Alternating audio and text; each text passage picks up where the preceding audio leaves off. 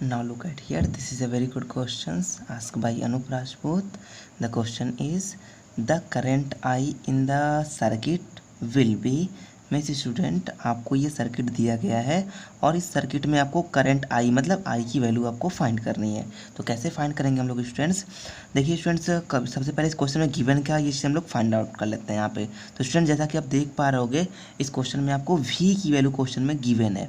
V is equal to दिया गया है 3 वोल्ट एंड स्टूडेंट्स आर की वैल्यू देखो, आर की वैल्यू तो गिवन तो है लेकिन इक्विवेलेंट रेजिस्टेंस आपको पता नहीं है यहाँ पे।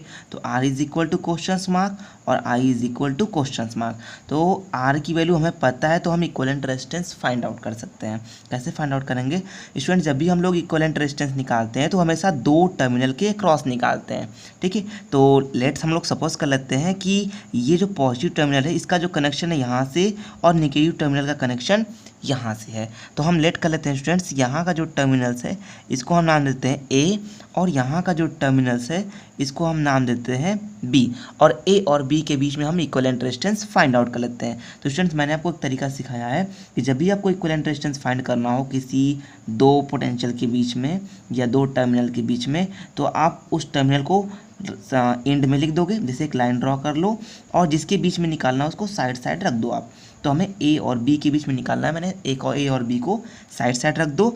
और देखो स्टूडेंट्स, अगर वायर के बीच में कुछ आता है तो उसका नाम आगे चल के उस पोटेंशियल का नाम कुछ ड्रॉप कर जाएगा वायर में।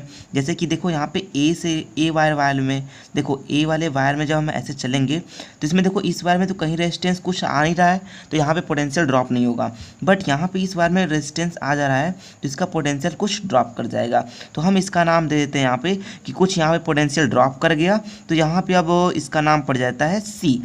और सी से जब हम लोग चले तो रेजिस्टेंस आ गया तो यहाँ पोटेंशियल ड्रॉप होकर के बी हो गया।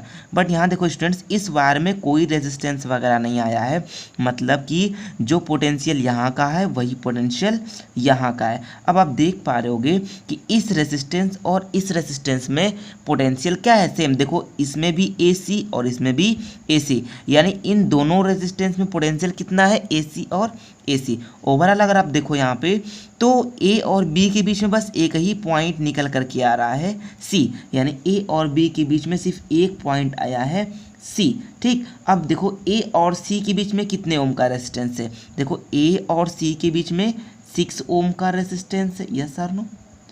ए और सी के बीच में 6 ओम का रेजिस्टेंस है। अगेन देखो तो फिर से ए और सी के बीच में, फिर से ए और सी के बीच में फिर से आपका 6 ओम का रेजिस्टेंस आ गया। और देखो ए और बी यानी पूरा ए से लेकर के पूरा बी के बीच में भी कितने ओम का रेजिस्टेंस है, 6 ओम का रेजिस्टेंस है। और देखो तो सी और बी के बीच में कितने ओम का रेजिस्टेंस है, तो सी और बी के बीच में 3 ओम का रेजिस्टेंस है। अब आप जैसा कि देख पा रहे होगे कि ये दोनों रेजिस्टेंस किस में है, पैरेलल है।